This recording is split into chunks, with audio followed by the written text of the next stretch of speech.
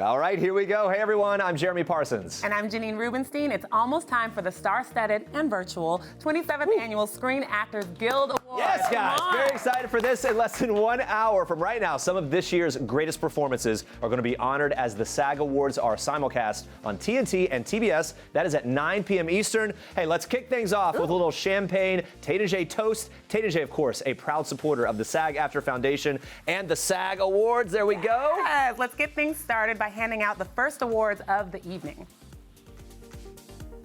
Joining us to do the honors are SAG Awards producers Jo Beth Williams and Jason George. Hi, guys. Hi. Good to see you. Hey, how you feeling? I'm good. So before we get to it, obviously this has been an unprecedented year. Tell us a couple ways tonight's show will be different. Well, it'll be shorter. It's an hour show, so it's going to go by real quick. But it's wonderfully put together, so it's going to be really fun. Well, very exciting. We really leaned into the fun of it all. Everybody's used to being intimate, so we're leaning into that. And also, my favorite part is that like everybody practices their awards acceptance speech, but for the last few years, because of the SAG Awards, they've been practicing their I'm an actor speech. We really leaned into the I'm an actor piece of, everybody started someplace. So biggest stars in the world, and you're finding out a little bit about their stories. I like that a lot, and that's part of what makes this show so special every single year. All right, Jason, I believe you're the first up here. You're going to be announcing the winner of Outstanding Action Performance by a Stunt Ensemble in a Comedy or Drama Series. Take it away. Yes, I have that honor. So the nominees for Outstanding Action Performance by a Stunt Ensemble in a Comedy or Drama Series are The Boys, Cobra Kai, Lovecraft Country, The Mandalorian, and Westworld. And the actor goes to, yes, we got the envelope here, The Mandalorian. Woo! Woo! There we go. My son is going to be so excited. Yeah, my daughter too, and me. Congratulations. My whole household. We love that show. Yeah, well, we're cheersing on their behalf. Yes. Very well deserved. All right, congratulations to them. We're going to keep it going here. Jo Beth, you are announcing Outstanding Action Performance by a Stunt Ensemble in a Motion Picture. Let's hear this one. It's my honor to do that. The Outstanding Action Performance by a Stunt Ensemble in a Motion Picture nominees are The Five Bloods, Mulan, News of the World, The Trial of the Chicago 7, and Wonder Woman 1984. And the actor My envelope here goes to, I'm so excited. The actor goes to Wonder Woman, 1984. Woo! Cheers to them. Cheers. Wait, just give us another reason. Glad to do it. I love it. I love it. Thank you both for joining us, and our congrats to these winners. It's an awesome night. It is a great night, and I love kicking it off with the awards right at the top. We are officially less than an hour away from the big show. Janine, let's talk about it. What performances were you most excited about this year? Ted Lasso. Ted Lasso, was one of my favorites. And Jason Sudeikis already took home a Golden Globe and a Critics' Choice Award this year for his role in the Apple TV Plus series. I loved it. It was sort of snuck up on us, and it's grown and grown with the fan base. We talked to the cast who are nominated as an ensemble tonight about what the recognition means to them and what it was like getting back together to film that highly anticipated second season. We're very excited to be joined by the cast of Ted Lasso from the set, various trailers, hotel rooms. Looking great. By the way, so pumped that you're already shooting season 2, and then we already know that a season 3 will also be on the way. Jason, let me just jump in with you quickly. One of the things that sticks out to me the most as a fan, and as I've had so many friends speak about this show, it's hilarious, but what sticks with people that I know anyway is how wholesome it is. Is that a surprise to you that piece of it would have stuck out so much?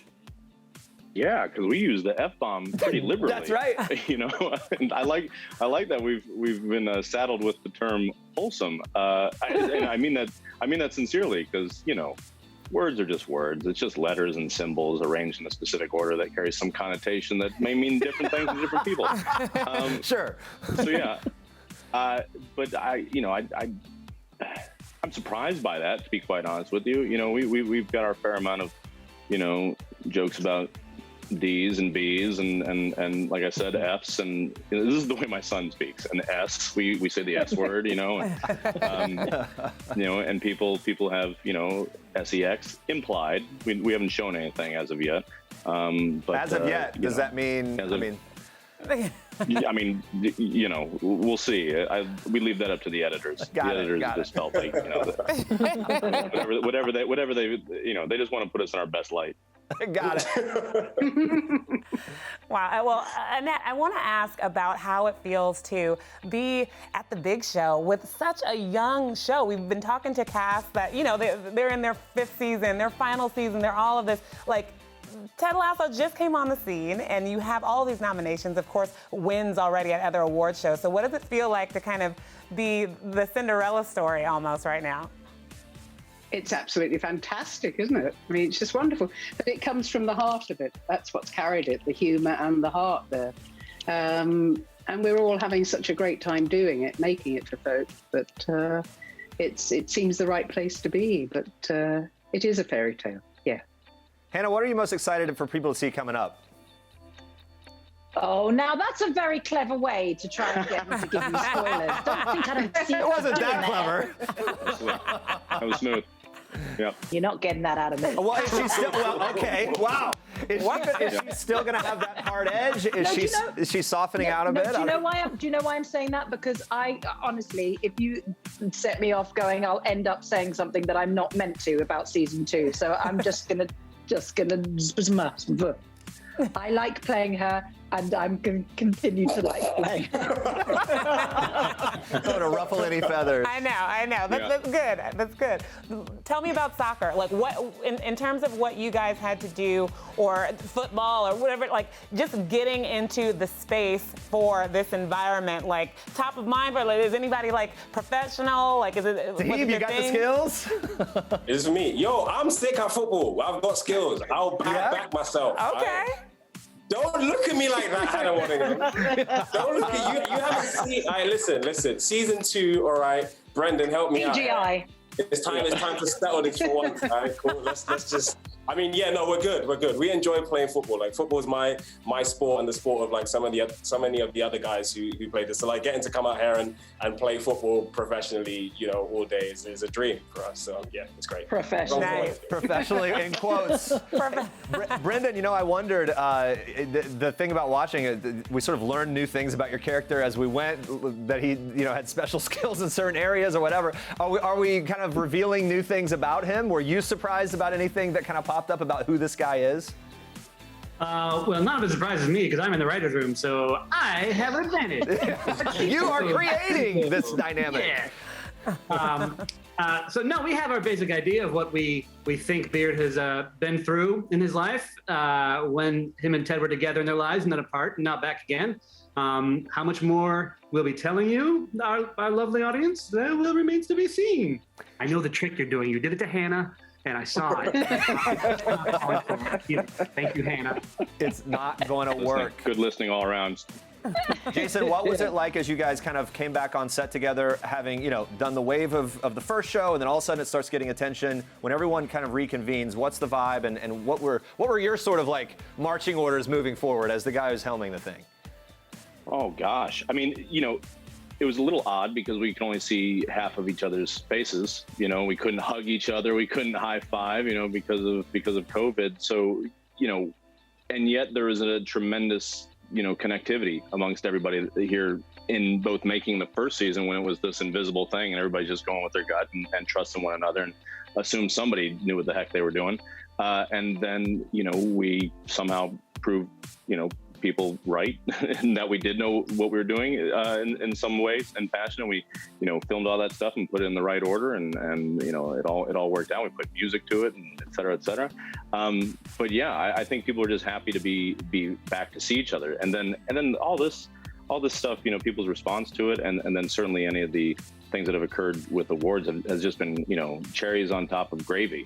Which sounds disgusting, but it's actually pretty darn nice. Sounds very Ted Lasso. Cherry on the two things you don't want to end up in the mustache. And clean off the stash. Clean off the stash.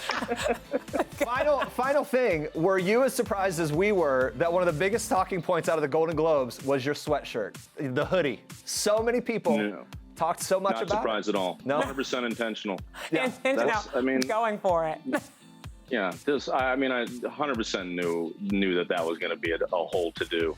That's me. I'm a rabble-rouser. I like it. No, I'm just picturing him. It's hoodie chic, man. It's hoodie chic. I'm picturing him with the stylist saying, like, no, none of that. The hoodie. The hoodie's it. Hoodie. Hey, no Tom Ford. No, Gucci. Give me the hoodie. Love it. Hey, it's a pleasure to talk to all of you. Really appreciate you taking time. Congratulations. Thank you. Thanks, guys. Love them so much. I love them, and I also love the hoodie and the plaid. But a quick toast to singer, actor, Broadway performer, dad for the second time. Is there anything Leslie Odom Jr. cannot do? He's also nominated tonight for his role in One Night in Miami. Well deserved. Good. Yeah, we spoke to Leslie about portraying Sam Cooke and welcoming a new baby boy just a week ago with his wife Nicolette, who is also nominated tonight.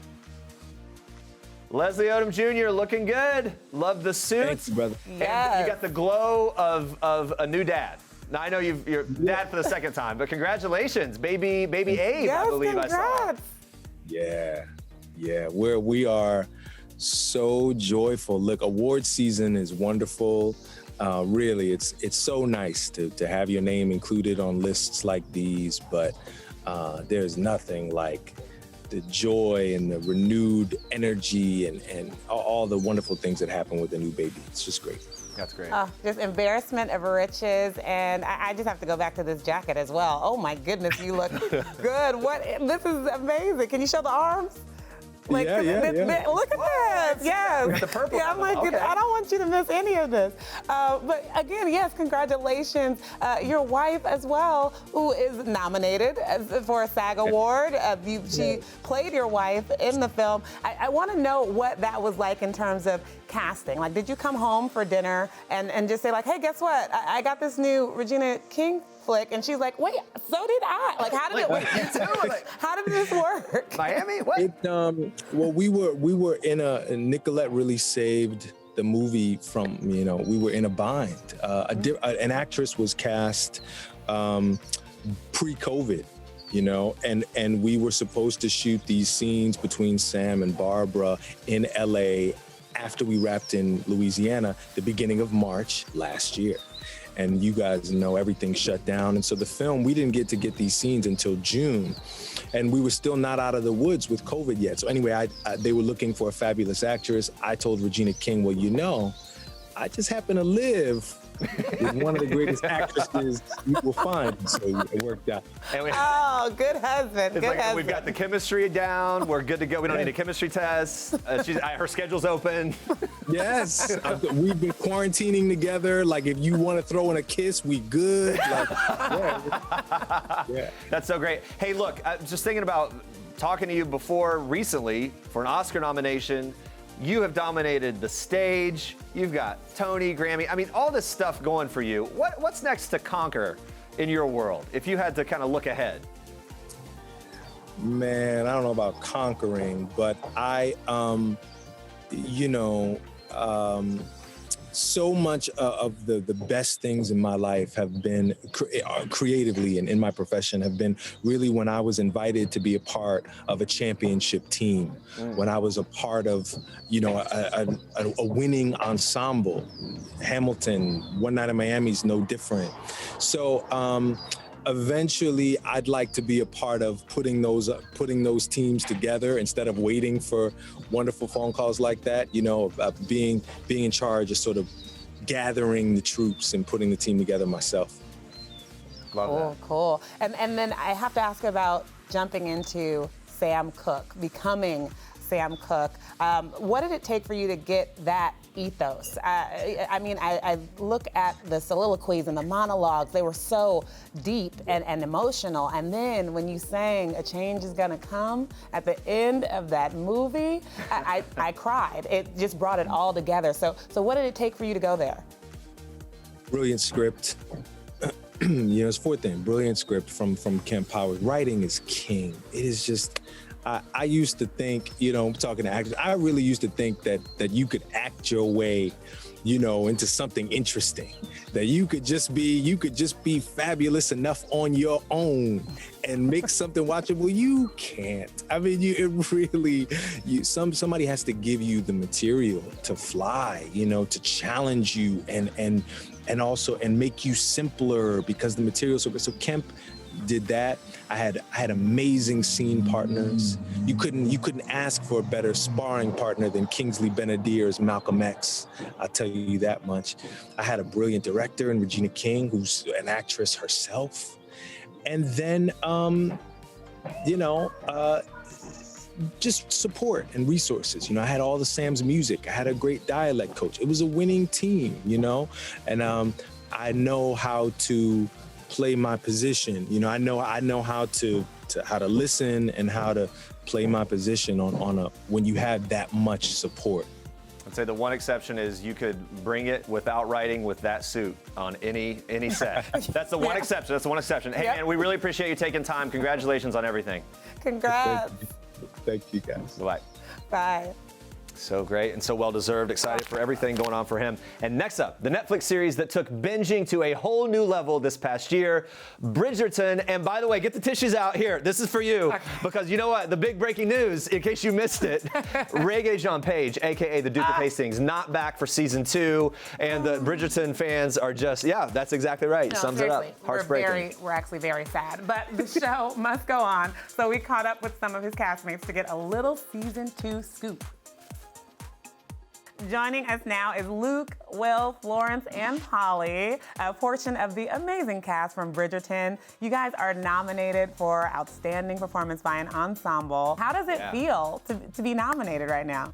It's totally overwhelming. We're all delighted, and as I say, it's been such a huge group effort, this show, and there's so many of us that have put a lot into it. So to watch it fly like this and to this extent, particularly in the backdrop of quite a strange year, it's really, really overwhelming, and we're all delighted. Yeah, really for sure. delighted. Will, how old are you now? 14. 14, all dressed up, looking good in the suit. How has your life changed the most over the past year or so? Well, I've done a bit of growing physically. These are some critical years, I understand, yes. Yeah, and I mean, I've been having to do school online, like exactly like this, but I've managed all right. So yeah, I mean, it's been all right. Have your friends started treating you differently? Is there a different? I don't know. Kids can be. Can they watch? Can they? Well, yeah, right. They at least know that something's happened, even if they're not watching. I mean, they're very happy for me and very excited, but they're not treating me any differently. They're still my friends, so it's all good. Polly, this character is so fun to watch. You have so many great moments, and the costuming, the expressiveness of her, and you know, she's able to emote. You're able to emote with just the slightest adjustment of your look through the eyes and the whole thing. What moment did you love watching back? Maybe a scene that stuck out to you that was like, oh man, that was a fun day. Well, to be honest, I had lots of fun days on it, and because she's such a sort of out there, colourful character, that there are lots of scenes where I behaved appallingly, and that's always fun to do. It's always good to do a good old slap of someone's face. So yeah, that was a good one, and. But you know, as an actor within it, it was kind of, you know, you were kind of blown away by what everybody else was doing and by the sort of, and by the scenarios and the sets. I mean, it kind of, you often got your eyes, you know, drawn elsewhere apart from yourself. Nice. And you guys are neck deep in working on season 2. Am I correct? This is. We're about to start. That's correct. Oh, yeah. Okay. Not neck deep, but about to be neck deep. So about to be. how is that going? What, like, do you have scripts already? I know you can't give spoilers away, but like, how far along are you in your prep? It's just so lovely to be back and to have a job. Yeah. After this year, it's been quite a quiet year. So no, it's brilliant. Really, it's just nice to throw ourselves back in and to see everyone again. And after everything that's happened, it's been really, you know, we've had like a read through and stuff, and yeah, it's just lovely to see everyone. All right, so the final question, the most flyover generic answer ever. Can fans expect season 2 to kind of closely follow the second book? I think like with all the books and the relationship to the series, I think Julia Quinn the author herself has always been sort of saying like, well, it's the books are always the starting point, and then the writers can sort of have fun around it. So yes, it is the book in the sense that it is Anthony Bridgerton's love story. But I think, like with the first season, there's the main structure is the book, yes, but as you know, the writers also are having fun with it, like all the other departments are, and so there's a bit more, you know, there are always adjustments and twists and changes, so I'm sure that will carry on. Perfectly Chris answered. is amazing. Do something amazing to it, probably. So. Yeah. You guys are already perfect at giving good answers that toe the line. You didn't make anyone upset, and it made us feel like you gave us a little tidbit. So thank you. I cannot wait to see you in the ton. Did I say that right? The ton? Right, I think so. Thank you guys so much for joining us. Have a great time through the rest of the event tonight. Love talking to them, and yeah, just enough to keep us intrigued. And of course, we're already there for season 2, whatever happens. We're going to hear more from the Bridgerton cast a little later. You can stick around for that. Another Netflix series getting attention. The Queen's Gambit, Jeremy. Woo! I spoke with first-time SAG nominee Bill Camp about his role and found out just how good he was at the game of chess. Unlike you, Jeremy. Terrible. Bill, so great to speak with you. This is your first Screen Actors Guild nomination. How does it feel? Oh, Janine, it feels fantastic. It's an amazing privilege as an actor to be, you know, one, part of SAG-AFTRA as a union member, but then 2, to be part of such a great production as The Queen's Gambit. So your co-star, Anya Taylor-Joy, nominated as well, of course, has gotten so much praise. What has it been for you to watch just her rise in this way this past year? I've been a fan of Anya's since The Witch, which I've seen a number of times, and I knew that her talent and her intelligence was going to, you know, be significant, and it certainly has become truth, and especially through this work, you know, that she's done as Beth in Queen's Gambit. So it's incredibly exciting and well deserved. For sure. Okay, let's talk chess, because this has created just a whole new generation of fans that are now taking to this game. How much did you know before Queen's Gambit about playing? How good were you, I guess? And then did it have any effect on your game after? And also, I want to know, what's your favorite piece?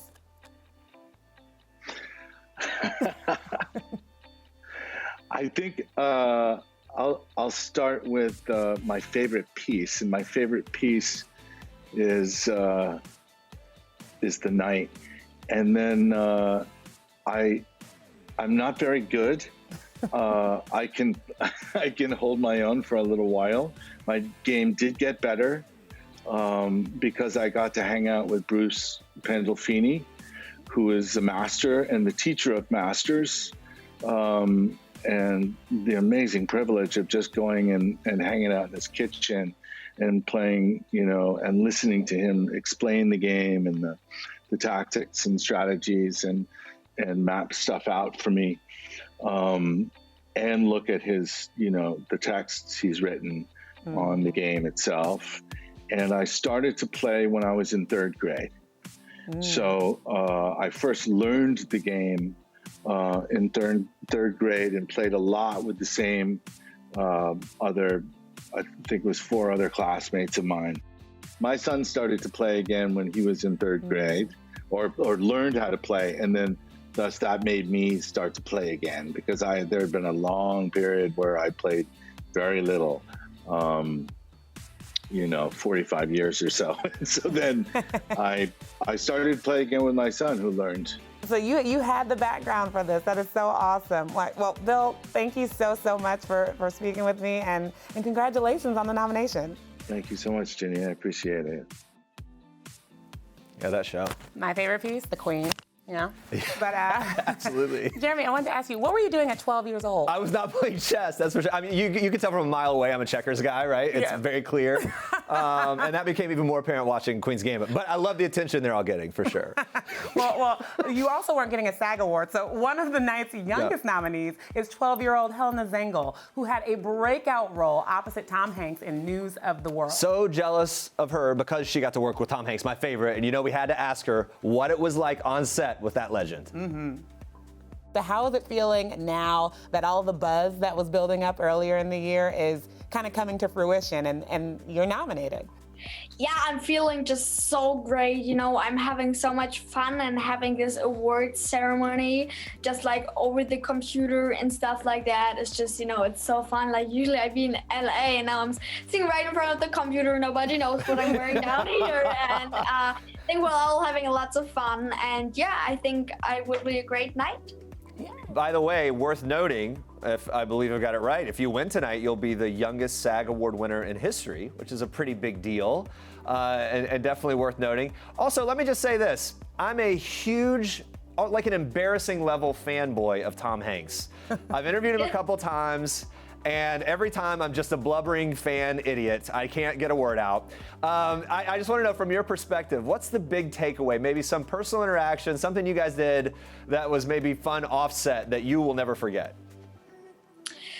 Well, there were like many great days we had. I just said we had the great Halloween where we had lots of fun together. I got to write the first time, and just, Tom, I think the funniest thing that I would have never expected is really like, I thought he would come in a suit with long black shoes. He would come in a very long red car, and everybody would be like, oh God, Tom is coming. Let's move out and stuff like that. And he was coming in loose pants and his moccasins and was just saying, oh yeah, here I'm Tom, and let's just get going and have fun. And he was just really so normal. I think sometimes you'd expect that he's kind of like a superstar, something like that, but as many people say, he's just so great and so funny and so not like a superstar.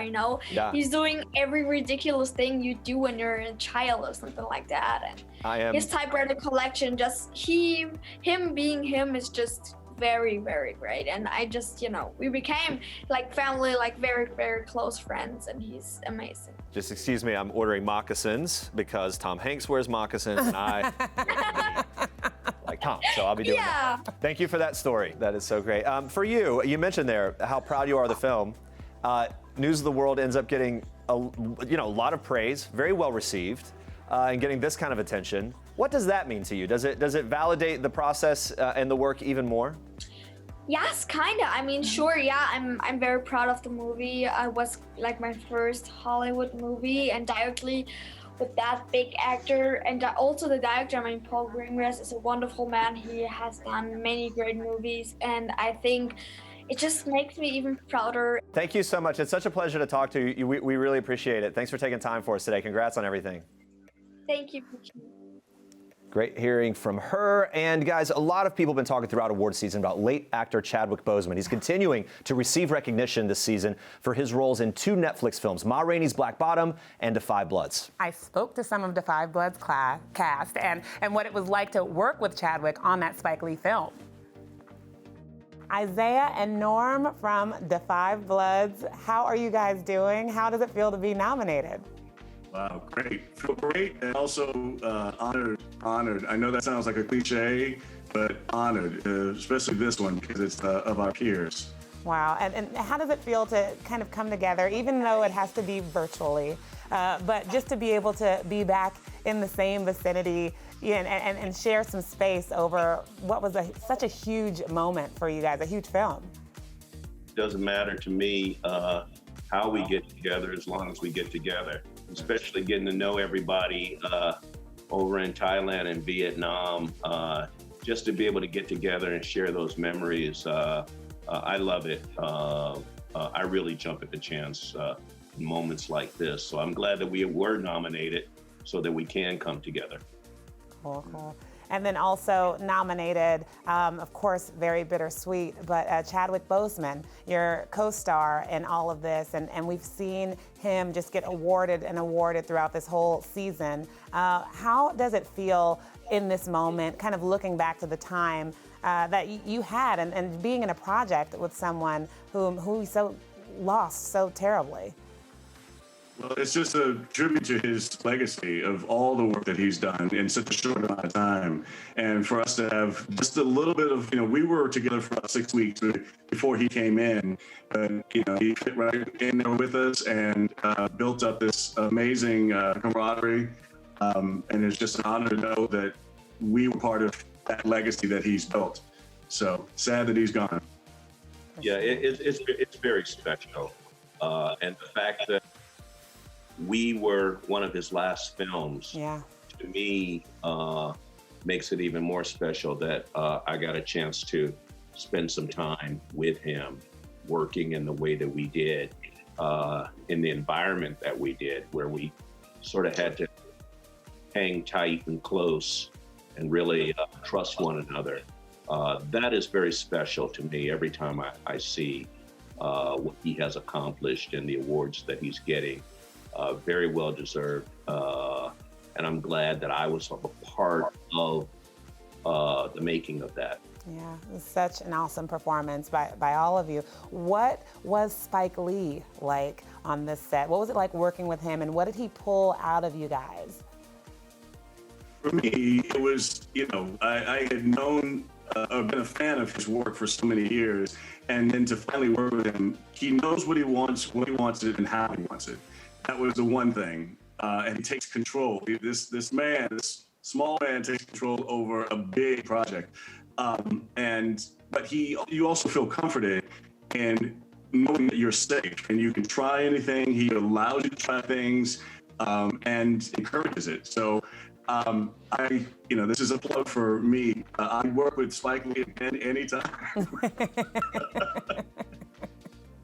No, I agree. I worked with Spike before, so I sort of had a feeling, what was coming, what we were going to have to do.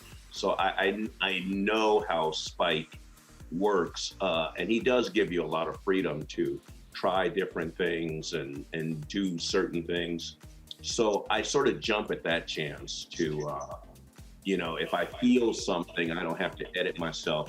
I can just go with it, knowing that it's going to be okay. Cool. And then I want to ask about just having this ensemble, just very powerful Black male actors all working together. Was this, just thinking back in your acting careers, was this a unique setting for you, and how did that feel? Being there with these actors, Black men coming together, older Black men coming together, you really don't see that on film that much. You don't. That being said, it was the story that we were telling that when you put those two things together, that's when you say, wow, you got something great here. And then with Spike Lee directing it, it seemed like everything just kept layering and layering and layering. And then with the music of Marvin Gaye and the footage, I mean, by the time you do all of those layers, that's when you say, we've got a great moment here. And that will stick with me. Oh, it's sticking with a lot of people. Isaiah, Norm, thank you so much for taking the time, and congrats on the nomination. Oh, thank you so much. Appreciate it. So glad to see Da 5 Blood's getting a lot of love. So good, so good. One of the most beloved TV spinoffs is sadly coming to an end, y'all, as the Breaking Bad prequel, Better Call Saul, heads into its 6th and final season. Sad day. The cast told us about the community that they've built in Albuquerque, New Mexico while filming there, and why the SAG nomination for Ensemble Cast is always special for them. Right now, we've got Bob, Giancarlo, Michael, Patrick, and Ray from Better Call Saul. This is a cast that knows where the money resides, okay? So this is your second time being nominated for Outstanding Ensemble at SAG. So just how does it feel to be back? I'm gonna give it to Ray. Go, Ray. It's great. We've all discussed this, and as well as Tony and Jonathan Banks that couldn't be here right now. There's something really, I wish all of the awards bodies did an ensemble award. I think it's one of the most special awards, and it's in the spirit of what the best actors should be doing, in my opinion. And I know that my cast very much believes that it's a collaborative art form. You're only as good as your scene partner and the scene partners that aren't even in your scenes, as well as your crew. I mean, it ought to be for the whole enchilada on our show for sure. We're really proud. For me, this is a touching nomination. Hey, Bob, congratulations again on Nobody. I talked to you recently for that movie. You've got a lot going on, but I know your true passion in many ways is this character, this show. And I was reading that there are going to be 3 villains that we know from Breaking Bad returning in an upcoming season. Can you clarify what's coming up? You know more than I do. Is that right? Wow, really? Yeah, I haven't heard that. Okay, holy cow. Breaking news. Breaking news to the cast right here. Was I led astray? Listen, I don't know who they are. I wish I could tell you, but this sounds great. Thank you for telling me that. I really don't like to know what's coming up next. I've kind of said this in interviews before, and I really mean it. I'm a producer on the show, so I'm entitled to read the outlines and hear what's coming, and I always decline. And they try to tell me, and I say, shut up. I want to see it. I want to experience it fresh. I do know that 2 things. We are going to get more tight and entwined with Breaking Bad.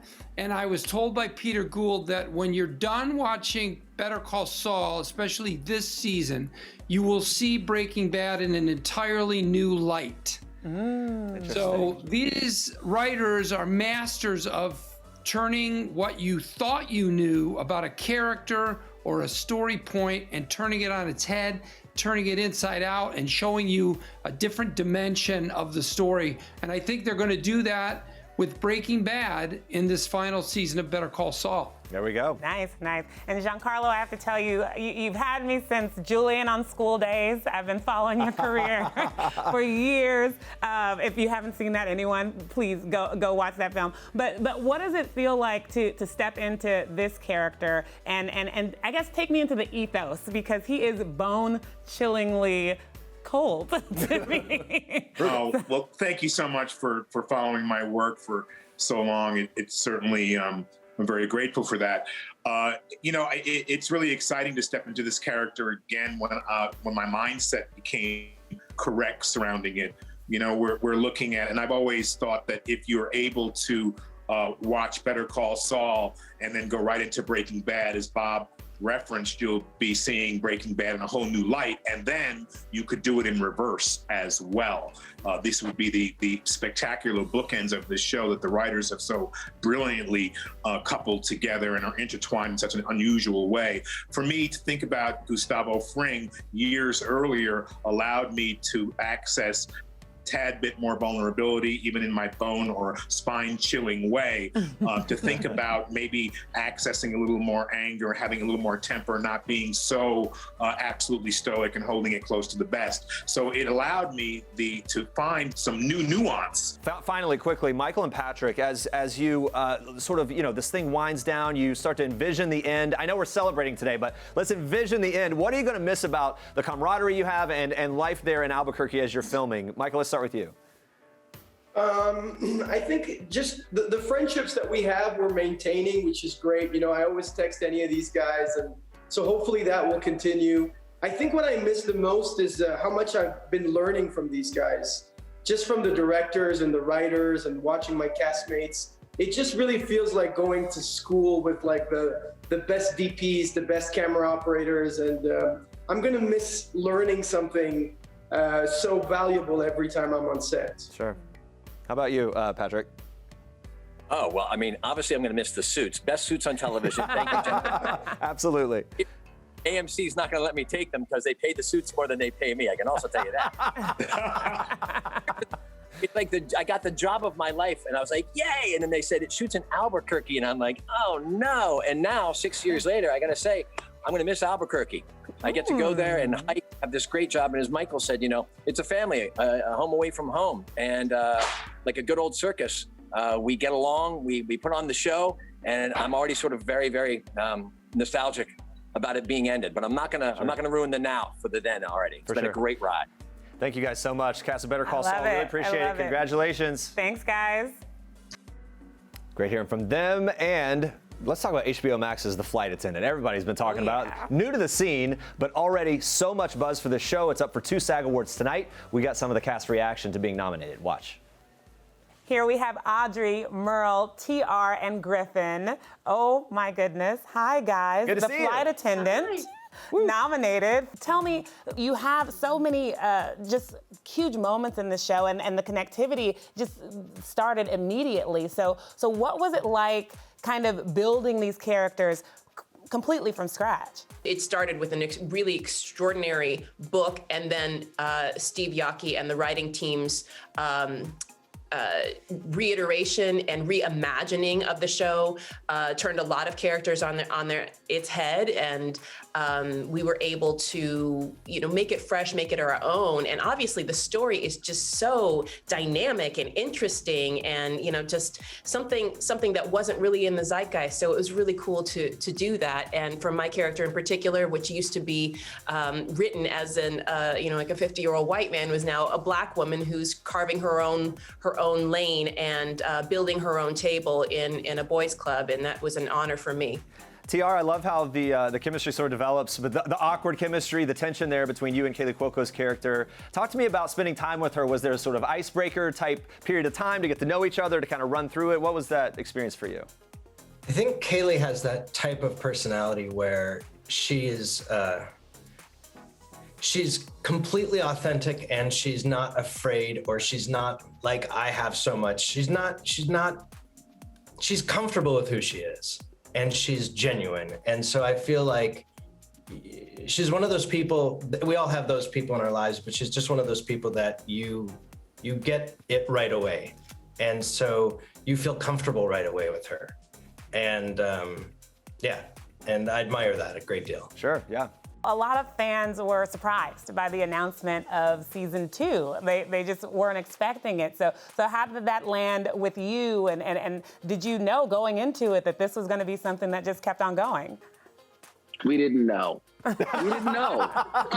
It's a really simple answer. We didn't know. No one on this call knew. So we were all really quite shocked when we got a season 2. because the book it ends. And so for this story to keep going and to dig deeper, I think we're all super excited for that to happen. None of us know anything about what's going to happen on season 2. Oh, was that the next question? Maybe it was. That was I saw it in your face. Your eyes squinted and you were like, what's the... Yeah, we don't know. Yeah. We don't know. It's our personal Game of Thrones. We don't know.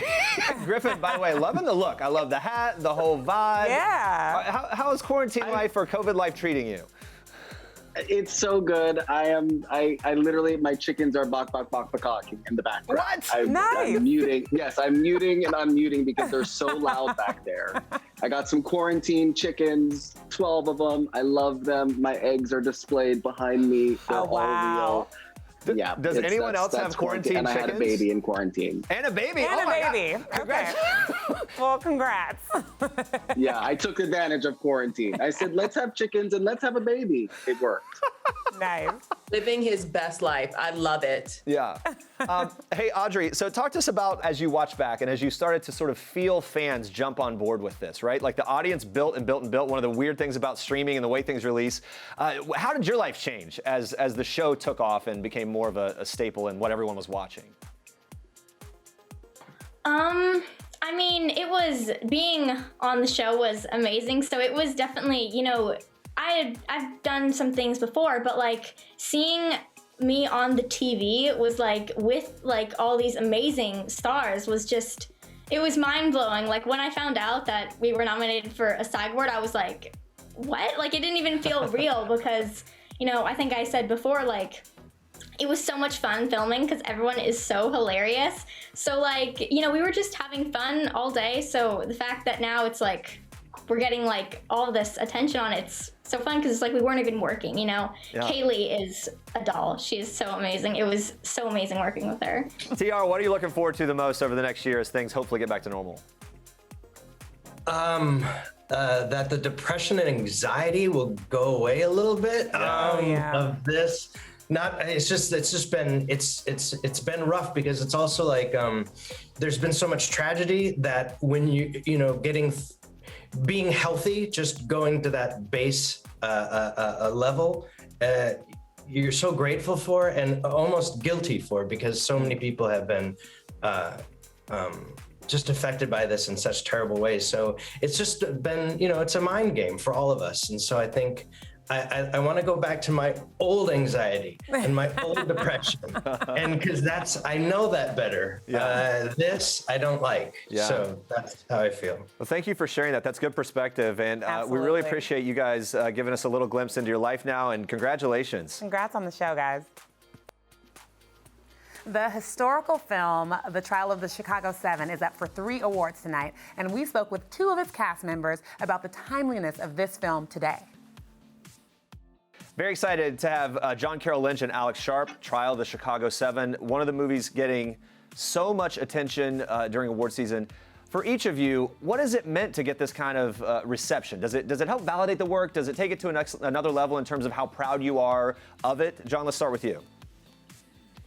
I mean, it doesn't take me to a level in which I am more proud. It's nice to know that the movie is being seen and being appreciated, and hopefully moving people both in terms of their experience of the film, but in their own activism and in their own sense of what needs to be done to protect our democracy. Alex, how about for you? I would echo what John just said. I think you never know how things are going to be received, and it's when it's received like widely and like a lot of that is thanks to of course Netflix, and when this coming out during COVID, and Netflix was really like a lifesaver for so many projects. It's wonderful especially for a film where the slogan of it is the whole world is watching. And for a lot of people to have seen it is lovely. It's fitting, yeah, right. Yeah. For sure. When it comes to Sacha Baron Cohen, who is also nominated, of course, he is known for these just huge over-the-top characters, Borat. But what was he like? John, tell me a little bit about what it was like working with him on this film, in this type of role, and what he brought to the set. Well, it was such a pleasure to sit. I was basically sitting between Alex and Sasha and Jeremy, next to Jeremy. And so, you know, it was fun to actually chat in between and get to know Sasha a little bit more. And, you know, he's an impressive person in so many ways, so smart and so brave, and such a wonderful provocateur in his work. And to watch him tackle something that's completely different than that in this film was really exciting. You know, I talked to Aaron Sorkin right after the Golden Globe Awards, and I remember he was sort of, in that moment, surrounded by family and friends. People were there, and I got the sense talking to him that that's sort of his vibe in general. Alex, was that the environment that he created on set, that kind of a familial, sort of a big team, we're all in this together kind of spirit? 100%. If I am completely honest, a huge part of me was freaking out that I was working with Aaron Sorkin. And he could not have put me more at ease than he did, and put everyone at ease, and also be creatively cohesive and familial, as you say. And just, you know, it's thrilling when you're working with someone who is arguably like the greatest, in my opinion, at least one of the greatest living screenwriters, and at the same time they're unbelievably approachable. Yeah. Yeah. And John, there's been a lot of comparisons made about, of course, the content of the film, protests and all of that, the court proceedings, and what we've been going through, we know, in America, around the world, really, this past year. So did it feel like this was the perfect time, I guess, for this film? And was any of that energy there while filming and while recording? Well, the movie felt quite timely when we were making it, and then as the weeks and months went on, it felt more and more timely. You know, there's something about the way in which Aaron Sorkin writes that seems to be handling the lightning rod of the zeitgeist at all times. And it's amazing how long this movie took to get made, and yet it came out at exactly the right time for the moment. And it's so impressive that way. And I think you're right. I think it does reflect things that are going on, so much so that the Chicago 7 were arrested for the same thing that the January 6th protest actually caused. It's ironic in a way that they were charged for inciting a riot, and one was incited on January 6th. It's really interesting, the parallels, the timeliness, for sure. If people haven't watched it, check out Trial of the Chicago 7. John and Alex, thank you so much for giving us some time today. Thanks, guys. Thank you. Thank you. Nice to meet you. Been talking a lot about Schitt's Creek. It wrapped last year, but it's tied tonight as the most nominated TV series. We caught up with some of the ladies in the cast. Take a look. So excited. We love Schitt's Creek around here. Who doesn't love Schitt's Creek at this point? And we've got Sarah, Karen, and Jennifer from the ensemble all being honored. Ladies, thank you for joining us. Thanks for having us. Everybody, take me through what your pre-taping ritual is to just get in the mood for your character. I mean, for me, it was so much about the wardrobe. I always find as an actor, as soon as my wardrobe's on, I feel it so much more.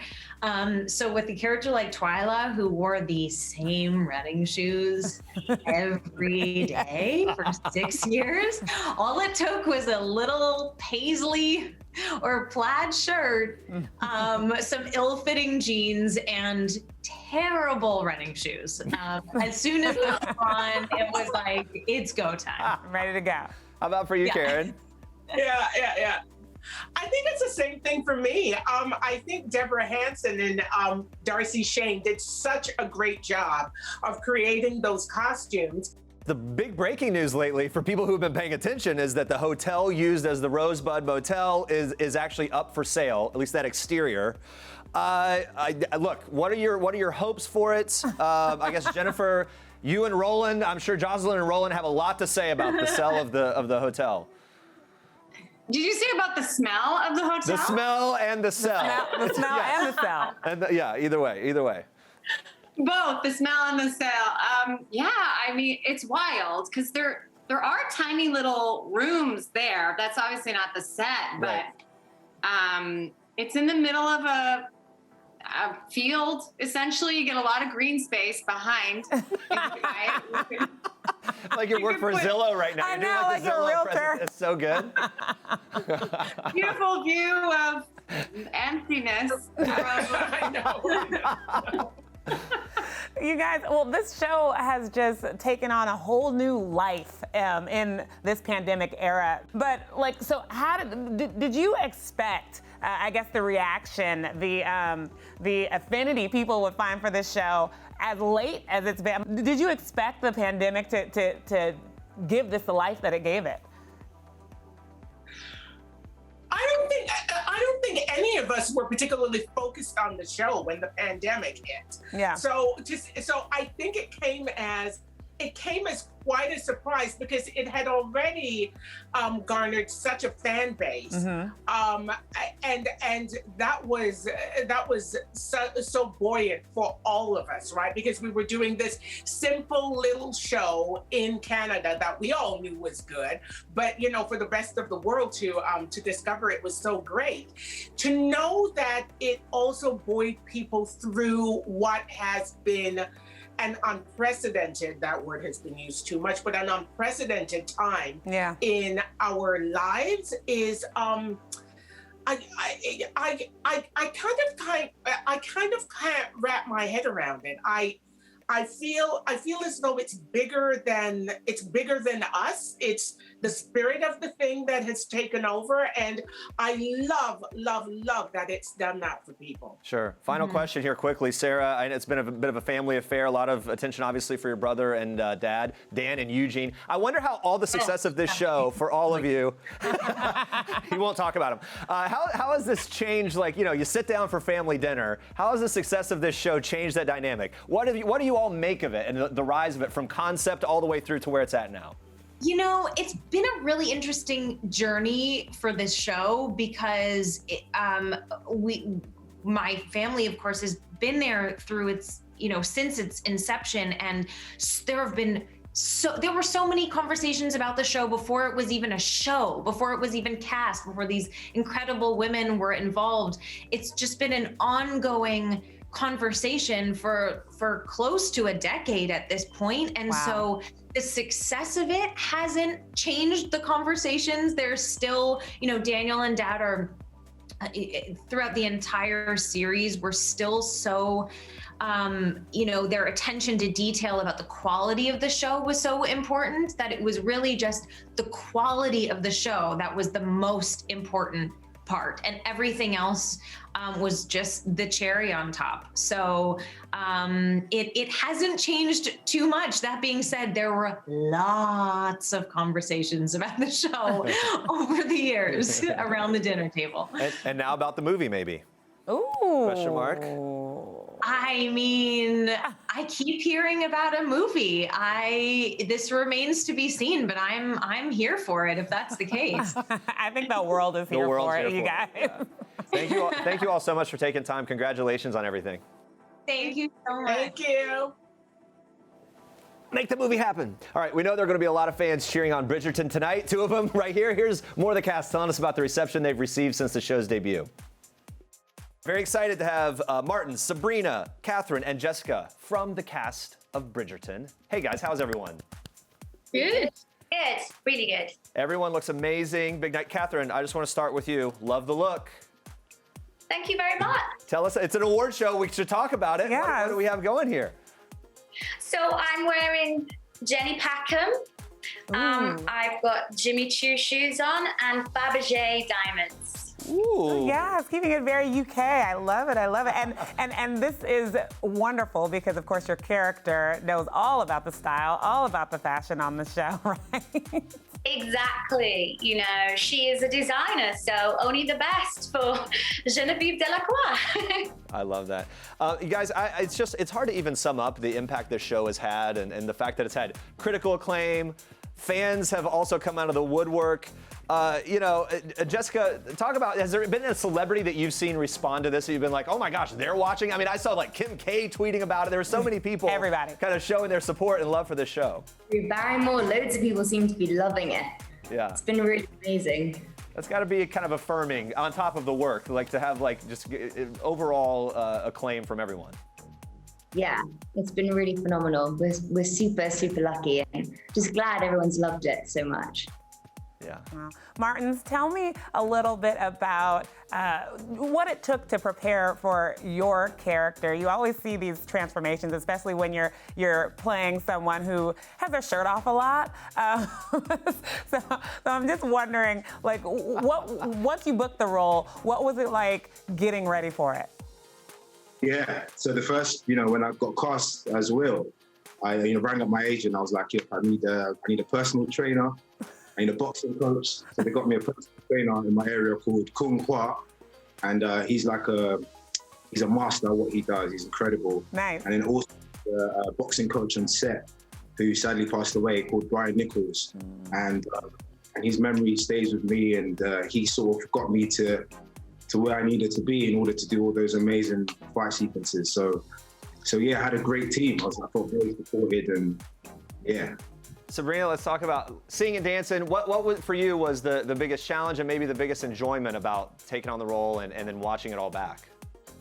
Oh my God, I definitely think the opera singing training was rigorous. I got the job, and then it was only when we'd started rehearsals I got the phone call saying, "So your rehearsals at the Opera House start Monday," and I was like, "Oh my God, I have to sing. This is crazy." Wait, you didn't know, your audition didn't include singing? No, this is the crazy thing. What? I know, it was pretty wild, but everybody was so supportive, and I'll never forget the day that I actually got to sing for the first time, and everybody was there, and I was quite emotional actually, because the support was so mega. Everybody was just, I literally couldn't have wished for a more supportive cast. It's amazing. I feel like that deserves like standing ovation right now. Thank God you can sing. That could have gone a whole other way. I mean, they really rolled the dice, right? Like, well, and can she sing? And can she sing opera? Okay. Anyway, well, guys, it's a pleasure to talk to all of you. Congrats on everything, and thanks for taking a little time for us today. Congratulations. Thanks. Hey, we're out of time. Thanks for watching. Head over to TNT or TBS, see who takes home tonight's awards. Good night. Bye-bye. Bye. Cheers, cheers, cheers. Woo!